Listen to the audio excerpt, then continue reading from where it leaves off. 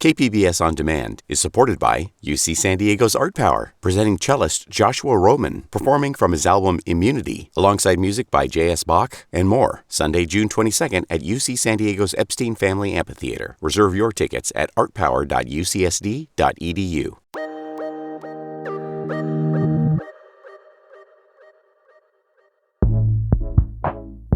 Did you know San Diego has a poet laureate? But what even is a poet laureate? By our count, there are at least 60 cities and counties in California alone with an official municipal poet laureate. Here in San Diego, each laureate receives $20,000 from the city for a 2-year term. They work with the local government to create meaningful art and organize community programs. It's a civic position, a government artist, if you will, which is a pretty funny concept. Government artist. I don't know how I feel about that, but government supported, maybe. Yeah, it's a lot to navigate. That is Jason Magabo Perez, who just wrapped up his 2-year term as San Diego's poet laureate, and Paola Capó-García, who just began hers. Poetry has a way of winning anyone over. If you're showing them that a poem can look and feel and sound like anything, that there's humor in poetry, that decoding a poem can feel like a game that you do with friends. Jason and Paola are both poets, of course, but also educators. Jason teaches at the university level, and Paola is a high school educator. They aim to demystify poetry, to knock it off its pedestal. You're tasked with the responsibility of making poetry legible. Not just like poems legible, but the idea of poetry legible. We had both Jason and Paola in our studio for a Poet Laureate Torch Pass, a conversation about the job, what Jason learned, and what Paola hopes to accomplish.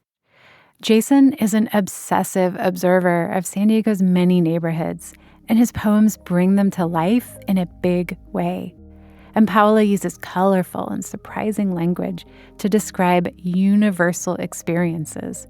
But don't take my word for it. Here's Paola reading one of her poems herself in our studio. This poem is called Yellow. When I was young, I thought the soul was a body part. To the right of my heart and in between the pre-breasts, this soul thing would nest. And then one day it fell out. No, it stuck around too long and made a house of my insides. The walls were yellow, which I now know is the color of hunger, and that's why I crave baby chicks and gold. There was so much furniture shoved inside of me, and even if the decor was mid-century, the style was mortal. My memory is hungry. She wanted me to paint my face every morning. Makeup could enhance, better, make use of this face. But then my dog licked the second face off, clean. That is my favorite movie.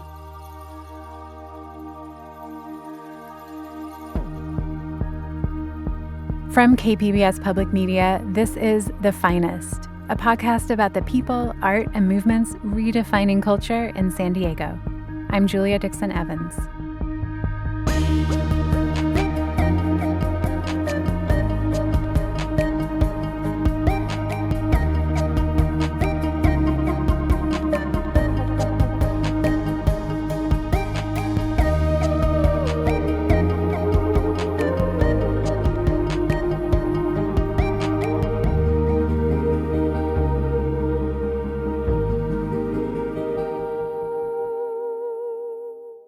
KPBS On Demand is supported by UC San Diego's Art Power, presenting cellist Joshua Roman, performing from his album Immunity, alongside music by J.S. Bach and more. Sunday, June 22nd at UC San Diego's Epstein Family Amphitheater. Reserve your tickets at artpower.ucsd.edu.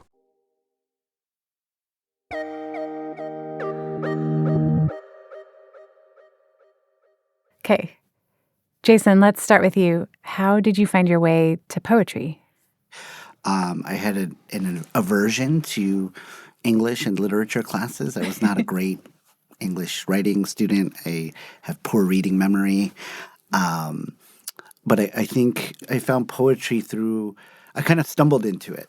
I did my undergraduate studies at UCSD, but a lot of where I was finding poetry was through the student activist space and the community organizing space. And so as we were trying to make sense of some of our political ideas and trying to make sense of sort of what this meant for us as young people, poetry happened to be around, right? And so I gravitated immediately towards spoken word and hip hop. And so when that clicked, I sort of thought back to having grown up listening to hip hop music and really paying attention to lyrics. I had a love for language, but I didn't know that I could call it poetry until a little bit into my undergrad career. One of the artists or one of the groups that we were really, really listening to at this moment in the early 2000s was they called themselves a Pan-Asian spoken word hip-hop group, and they were called I Was Born With Two Tongues. And they were 4 members from different parts of the Asian American diaspora, but they clearly had grown up listening to hip-hop, right? But also had clearly grown up in an immigrant household. And it sounded like hip-hop, right? But then when you sort of paid attention to the transcript or looked at the text, you could tell that there was a genealogy of literature behind it. I am the son of Kitchen Song and the old mono. I am my father's son, and his father was a fist reddened by droplets, bodies hung in pomegranate hands, picked pistachio, thoughts hanging by. So that relationship between language and music had sort of always been there for me, and I'm not musical by any means, and so maybe that's where I gravitated toward the writing part. You know. Like I can do this part. Right. I at least can do that. Yeah. To a place of a home, of Greystone, of uptown, of industrial corridors, census bureaus, neglect like ghetto stillborns. We teach the remembering like pop quiz and pass song by way of hip hop. Paola, what about you? Is there like a specific poet or poem that you can trace back to that like really hit you when you were younger?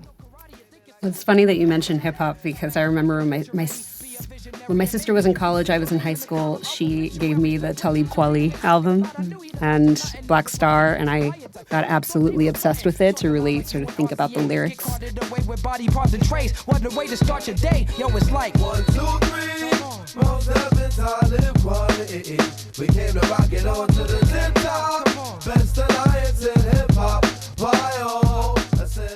So that's something that sort of hit me hard at that age and made me realize all these different possibilities in the musicality in writing that can exist on the page.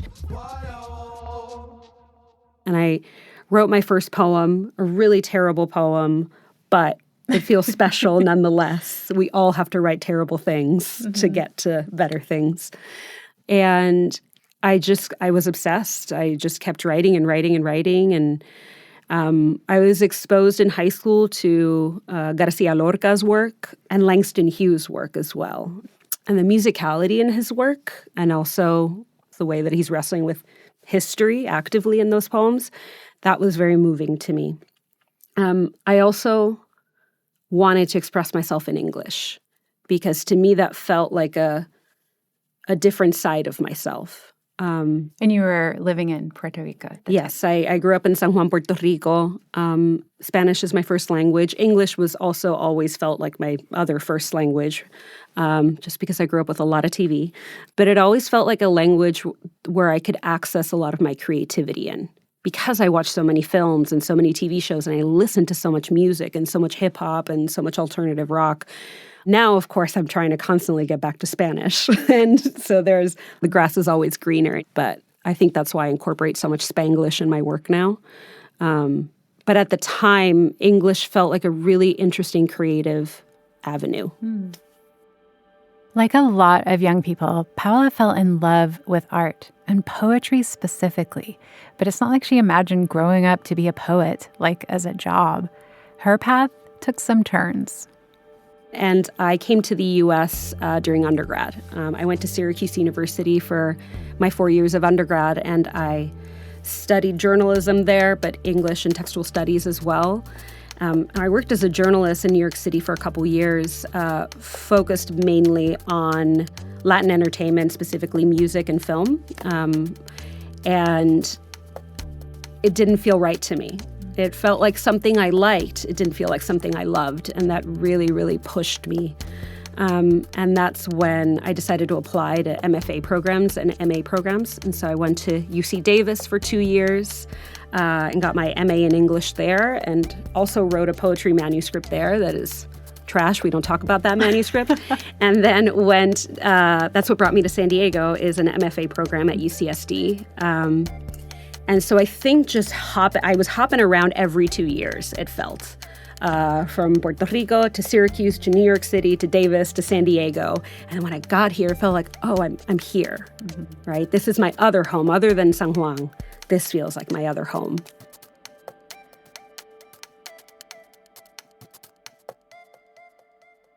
Okay, when someone says to you, I don't get poetry, how would you explain what a poem is to them? Because I think there's like so many misconceptions where it's like poetry has to rhyme, or no, poetry does not have to rhyme. You can just press enter a whole bunch and then you have a poem. Like, how would you talk about poetry?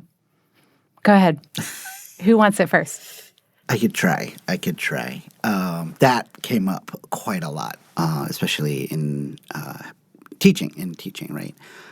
I think part of the job is not to move to the practice of putting a poem together first, right? I think there's something important in the invitation to sort of engage in poetic thinking, right? I guess is a way to put it, right? And so sharpen our skills of witness, right? And our skills of observation and describing things, right? Being someone who pays attention and attempts to put language to an experience or to a thought. On my syllabus, I would always put this line by Lucille Clifton, where she said that the very first poem is when someone emerged from a cave and went into the savannah and just said, ah. That was the first poem. And kind of breaking that down with students, what does that mean then? To just say ah and have that be a poetic gesture. I was met with a lot of that resistance on the first day of every semester with my high school students, right? You know, to them, poetry equals cringe, right? Poetry equals too much vulnerability.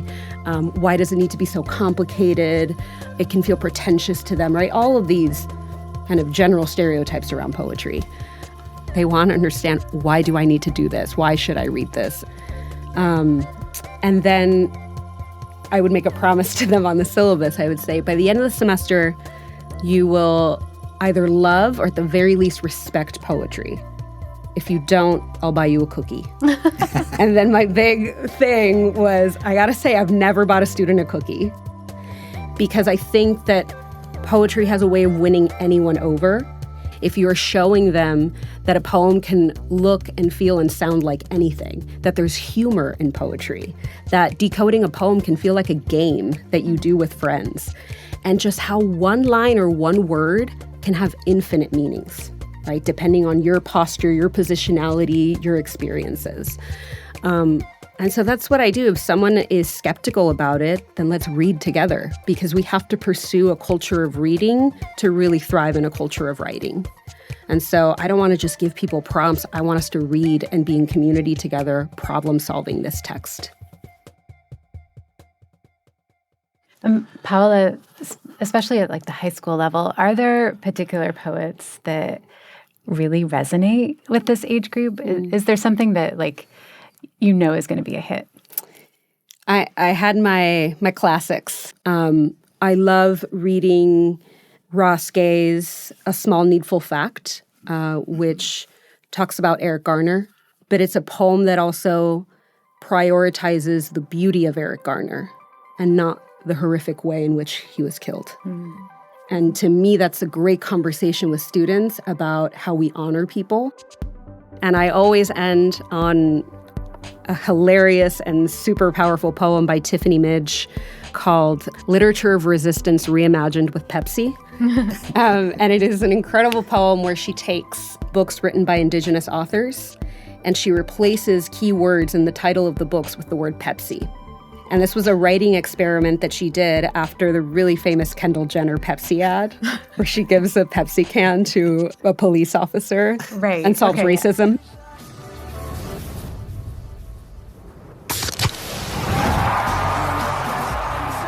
You know.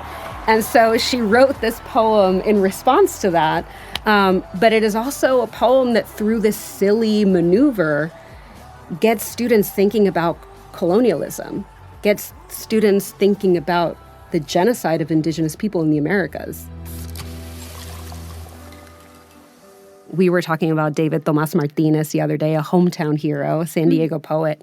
And he has this incredible poem called Found Fragment on Ambition. And it is a super complex tongue twister of a poem. And students would have so much fun decoding it, but also they were incredibly moved by the end. Okay, so it's worth interrupting Paola here so that you can hear this one for yourself. Here is San Diego's own David Tomas Martinez. He read this poem for us at Love Hoops NYC, a basketball community in New York where he lives now. The people there, he told us, are a representative sample of the audience for this poem. What's up? I'm David Tomas Martinez, Southeast San Diego, live from Brooklyn. And today I'm going to read Found Fragment on Ambition. 5. If a hood is a sense of place, and a sense of place is identity, then identity is a hood, and adulthood is being insecure in any hood. A hood scares the whitest folks. Why folks scared to stop in the hood, and why folks stop wearing a hood and call it white nationalism. If I tried, I would fail to pass. If I failed, I would try to pass. When can I retire my bowl? Stop needing to beg for my personhood. You see, academically, my ghetto pass was revoked. Please, sir, can you direct me to the window to turn in my man card? Where can I apply to enter the whiteness protection program? I've lost my found. Identity is a hood. A hood is a sense of place. A place places a hood in us. And for some students, it's maybe the first poem they saw themselves in, their own experiences or their family's experiences. But being able to analyze, okay, why is this poem written completely in lowercase? Why is there no punctuation? Why this? Why that? It has all these decisions that are really rich to get students thinking about why writers make certain decisions. Does this not make you want to be in Paola's class? Absolutely. I'm like, where's my notebook? I need to be taking notes. It's like, when's the first workshop? I'll be there, you know? Okay, and maybe you relate to this, but I think one of the most beautiful and fulfilling experiences is to have a student you've had in a class, either during spring break, during the summer, a year later, email you saying, oh, hey, I just wrote these poems the other day. Right? That feels like a really beautiful thing. And that you can still be in community with these young people later on in their lives and see how poetry can be an effective tool for them. Especially in ways that are, you don't expect, right? Mm-hmm. Like it's sometimes that they're not trying to be writers either, or as a career, right? Or could even sustain a consistent writing practice, but like, hey, I needed to write these things and I just wanted to share them with you. And that means the world. And it has opened me up to being able to help someone who uses poetry as a cry for help, right? I've had students who have confessed things in poetry that required immediate attention and required intervention. And they couldn't say it out loud. They couldn't go to someone, but they could write in a poem. And so I think that's the best thing that a poem can give you, is the ability to act on something. KPBS On Demand is supported by UC San Diego's Art Power, presenting cellist Joshua Roman, performing from his album Immunity, alongside music by J.S. Bach and more, Sunday, June 22nd at UC San Diego's Epstein Family Amphitheater. Reserve your tickets at artpower.ucsd.edu.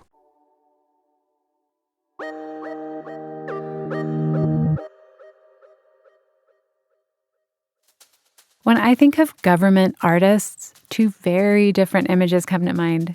One is like a royal minstrel performing for the king and his court, and the other is the Great Depression-era Works Progress Administration, or WPA. It's one of the most significant federal art programs in United States history. The more I learned from Jason and Paola, I realized their role isn't far from either. They're launching new programs and hosting events, doing tangible community service. And they bring joy and introduce people to new ways of using language. And this helps those people understand and express themselves. Yes, there are public art projects, federal and state art grants, but the role of a poet laureate stands apart. Very few professions even have laureates. At the federal level, Ada Limon is currently finishing up her term as the 24th United States Poet Laureate. There's also a California Poet Laureate, Lee Herrick. These laureate positions are growing in popularity all over the country. Jason was just the second poet laureate in San Diego. On top of the $20,000 he got from the city, he applied for and received an additional $50,000 grant from the Academy of American Poets. Paola plans on applying for that extra funding as well. Since the Academy started that fellowship program 6 years ago, only about 20 poets a year receive the funding, a fraction of the eligible Poets Laureate across the U.S. And while Jason maintained his teaching job for most of his term, he was able to take a sabbatical to focus on his writing and laureate duties. During his tenure, Jason launched San Diego Poetry Futures, a project that included workshops, film screenings, seminars, teacher training, and even a poetry festival. In my experience as laureate in the last 2 years, what was tricky was not only that poetry was difficult to translate for communities who didn't always have a relationship with poetry, but the challenge also was that it was an official government-linked position, right? You can't easily bring in that kind of title to many of our communities, right? There's a lot of trust building that needs to happen.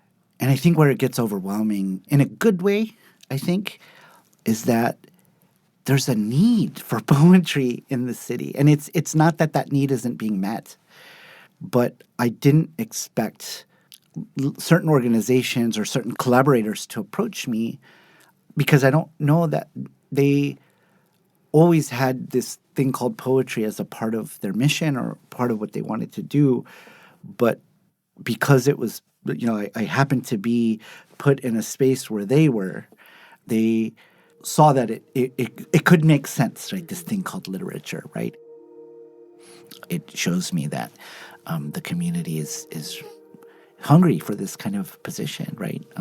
For someone to advocate for their stories, for someone to advocate for their language practices, right? I am very lucky to have a great model for what it is to be a poet laureate next to me, right? Kind of in my corner, helping me through this. Because it is an overwhelming thing. It's an overwhelming title, and the prospect of everything feels kind of wild and exciting. But what I'm excited about is to have the space, perhaps the funds, right, the means, the time, use all this sort of government backing for good, right, to build bridges between organizations that maybe don't always have the best funding or maybe would love to be able to do more collaborative projects with other organizations and just don't have the means to do it. So to sort of bring light to those organizations and to show that poetry is this living, breathing thing that we can play with. I've been with High Tech High for so many years and been doing this work with High Tech High, but I want to do it with a lot of other schools, right? I want to go beyond this school and really be able to go into different schools and not just work with students, but work with English and humanities teachers. Because what I find is that so many teachers shy away from teaching poetry because they say, well, I don't read it very much, or I've never written it, or it feels maybe too complicated, or it just doesn't go with what I do. And I think that is such a missed opportunity, right? And I think we need more events. I think San Diego doesn't always get seen as this cultural city, right? Which to me is a huge misconception. There's so much incredible stuff happening in the city, right? In extremely underfunded and invisible ways sometimes, but it's happening.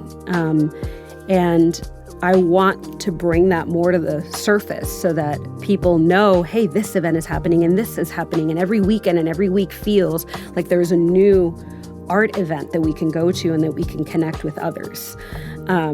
That is my hope, and that poetry is seen as an art form. It's not just writing, it's an art. And how can we incorporate that into more circles and normalize it and remove it from this pretentious misconception that it has? And being a city's poet laureate, like, intrinsically connects your work with that place. Can you talk about what San Diego means to your work? My second book that came out last year during the second year of my term is about and for and is thoroughly about San Diego. I grew up in Oceanside, but I've spent most of my life in San Diego and in different neighborhoods in the city. And I think just bearing witness to those different corners and the various kinds of living that happens on a daily basis throughout the city is inspiring. But being a poet laureate, I think, is like part of the responsibility is to put on for your city, right? Is to represent the city, right? And tell folks why we love this city, and defend the city when it needs defending, and celebrate the city, every corner of it. And, when I wrote what some poetry friends have called my hit single about the city, and I referenced so much of the vast city, I had to remind myself that I was writing to the people that I saw in the poem, right?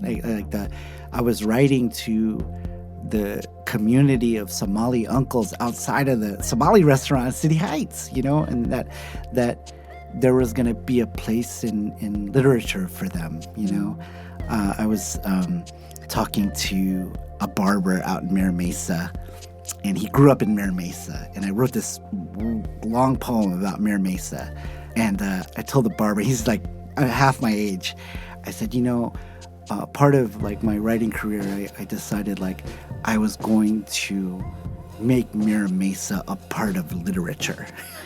And he was like, that's tough. I thought, it is tough. That's tough. In my way and your way that you're using the word tough. I Ask About What Falls Away is Jason's book-length poem. It explores San Diego's endlessly lively neighborhoods and nooks and crannies. He read an excerpt for me around the time it came out. Here is a parable, a prayer perhaps, for those unmapped. Here are new students considering new lives, new interrogations, new footnotes, but no new friendships, no news, none. Still, the problem of rent. Still, the problem of loans. Still, the problem of property. This alley off University is a gallery of abandoned mattresses stacked against limp wire fencing that leans against wood panels that shade the driveway where the unmapped fall asleep. Ancestral spirits are no less spectacle than principled remembrance, the craft of this tissue we often call ourselves.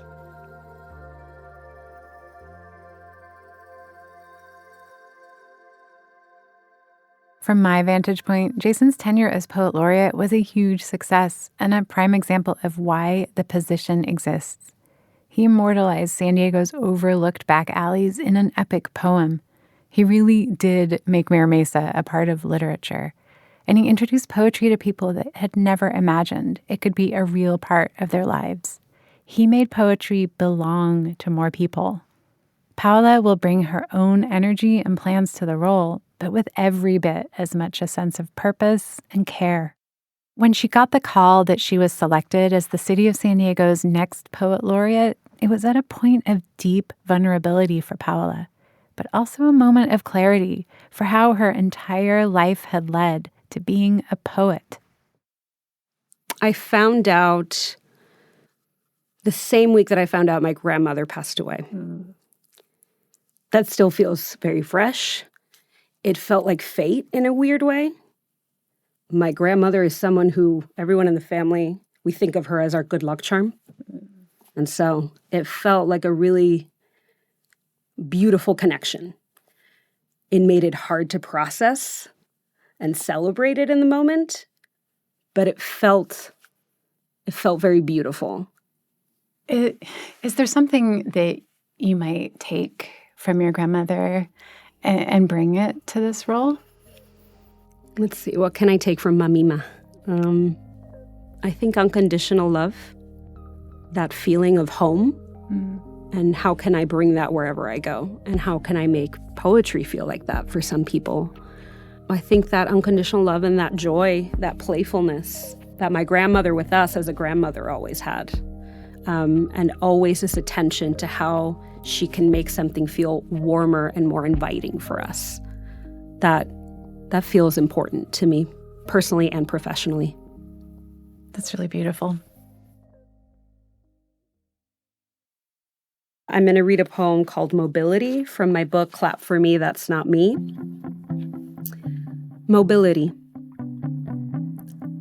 I keep finding people living in my house. Mouths I've never seen. Expressions through paint chips and light fixtures. I keep coming back to this place I label house because my plane tickets are designed to get me here, and the bed has been made in the shape of an invitation. I learned to ride a bike on Wednesday and felt new. I always resisted. I didn't know how to balance on pavement or glitter.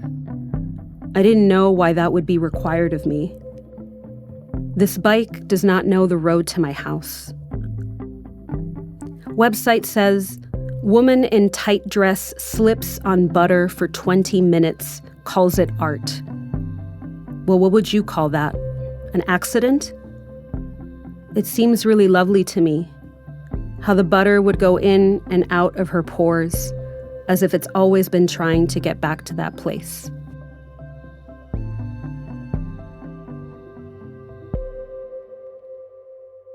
Jason, talk about that. Oh. What I noticed, and this may be what I noticed as we were sort of reading, as I first encountered Paola's work, is the sort of unexpected juxtaposition of these phrases of this morning I learned how to ride a bike and felt new. I mean, it's brilliant, right? Because it helps us sort of understand what it means to piece together a home and sort of why that is always such a really fascinating thing to meditate on, right? The brilliance in the poem is there's this very, very, very conversational tone, right? And that we're just sort of describing this thing, but then those juxtapositions are okay, we're going to go there. Oh, we're going to talk about this piece of art that has been misread. And so what does that mean about how we misread everyday experience or misread the home as this kind of art of juxtapositions, right? Especially for an immigrant, right? Especially in a place like San Diego. Do you have any response to that? Other than crying. I'm an emotional person. It just feels so lovely, right? Not just to be seen as a human, but for your work to be understood so quickly. The breakdown that you just had of that poem kind of in real time, it felt very magical to hear that back because I'm so used to looking at other people's work that I have sort of forgotten what it is to be read, right? And what it is to be understood in that way. And it just means a lot to have your support in all of this and your partnership in this. So thank you so much. Well, thank you both so much. Thank you. Thank you. All right. I need a snack. That was an epic conversation. Yeah, wow.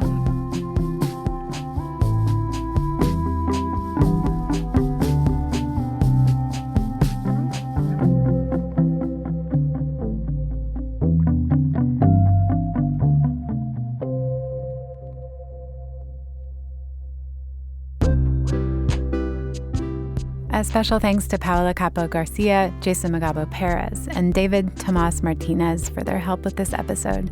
And by the way, if you wish you were writing down a list of all these poetry recommendations, we've made one for you, and you can find it in the show notes or at kpbs.org/thefinest. Thank you so much for listening. If you enjoyed the episode, subscribe, leave a rating, and share it with your friends.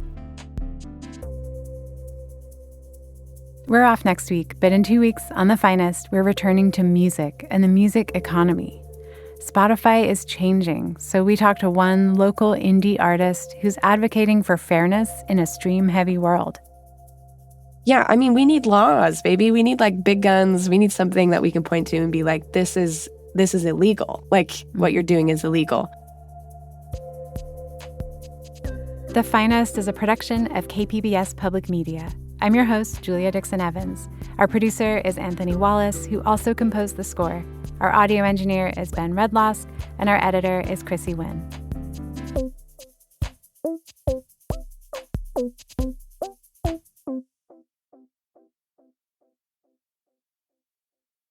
KPBS On Demand is supported by UC San Diego's Art Power, presenting cellist Joshua Roman, performing from his album Immunity, alongside music by J.S. Bach and more, Sunday, June 22nd at UC San Diego's Epstein Family Amphitheater. Reserve your tickets at artpower.ucsd.edu.